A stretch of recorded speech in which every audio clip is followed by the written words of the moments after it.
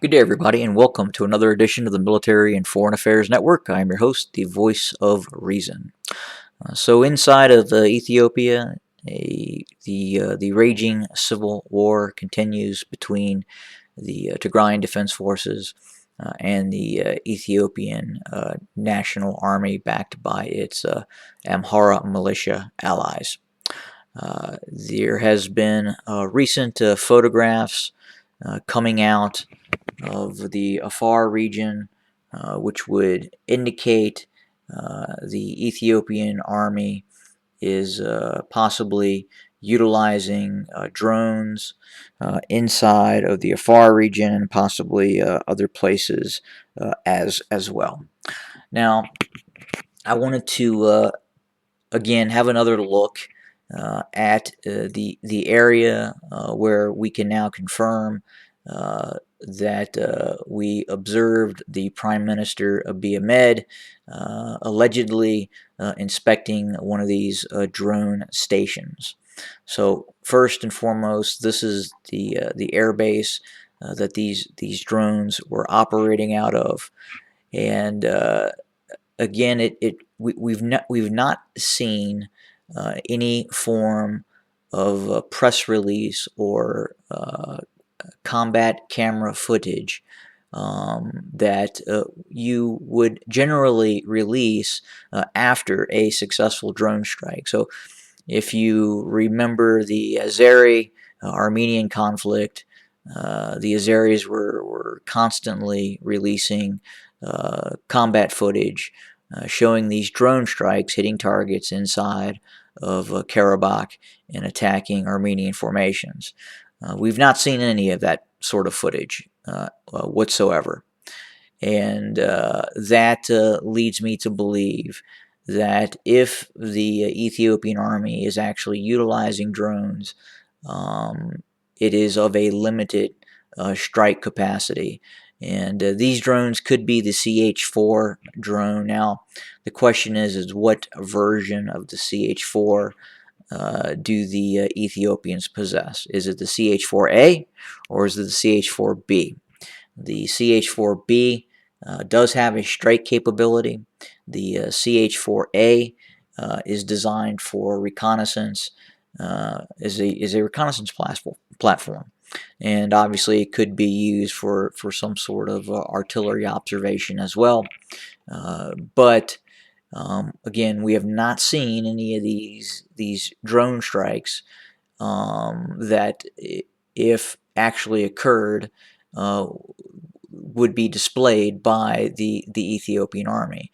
And if we did have successful drone strikes by the Ethiopian Army or Air Force, obviously the Ethiopian state would be displaying that versus a very brief glimpse of this alleged drone operating station that may or may not be operating out of this airbase.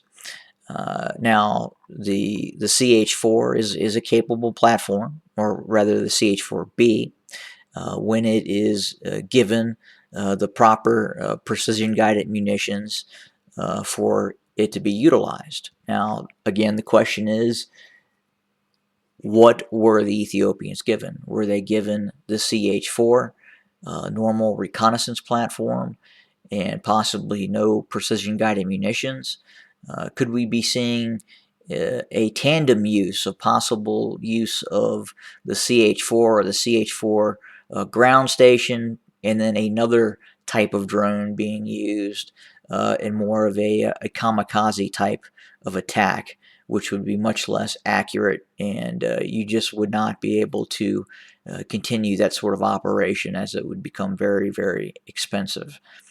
But and then the question also is how many of these drones does the Ethiopian state possess?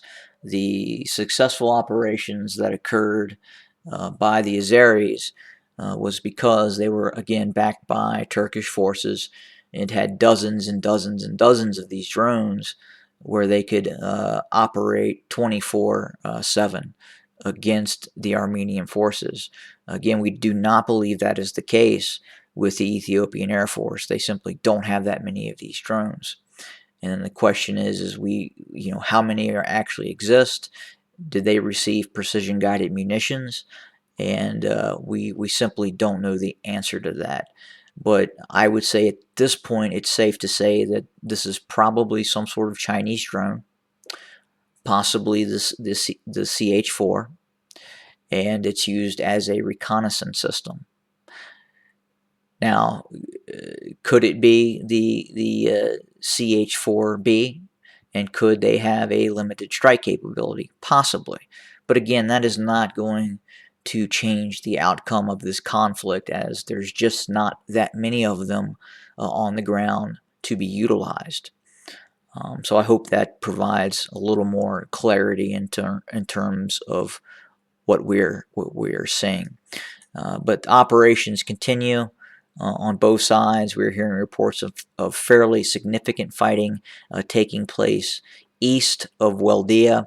It sounds like there was a counteroffensive attempted by Amhara militias being supported by Ethiopian forces inside of Weldia in an easterly direction.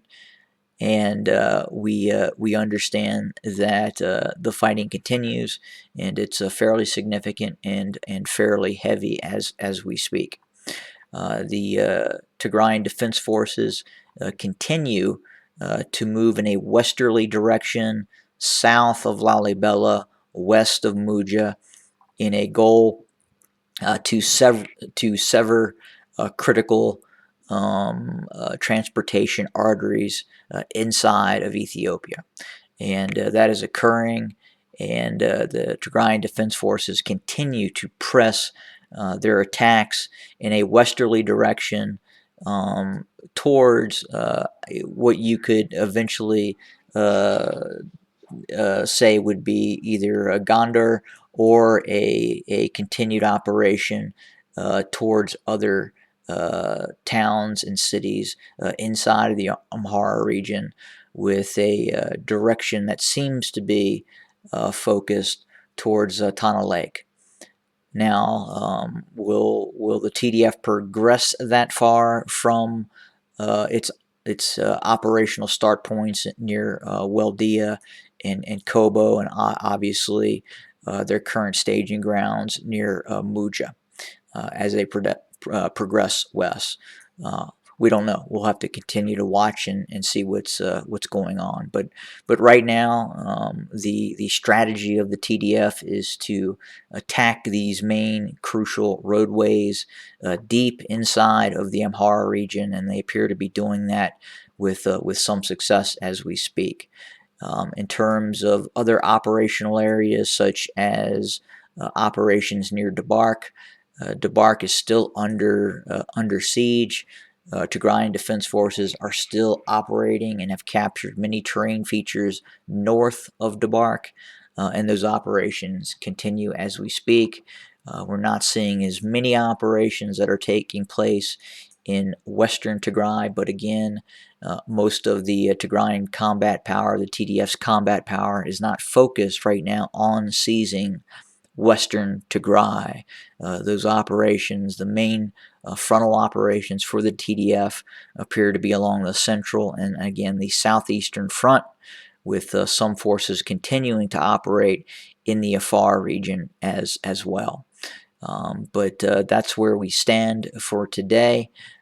As we continue to get more information, I will, of course, report it. Have a good day, everybody.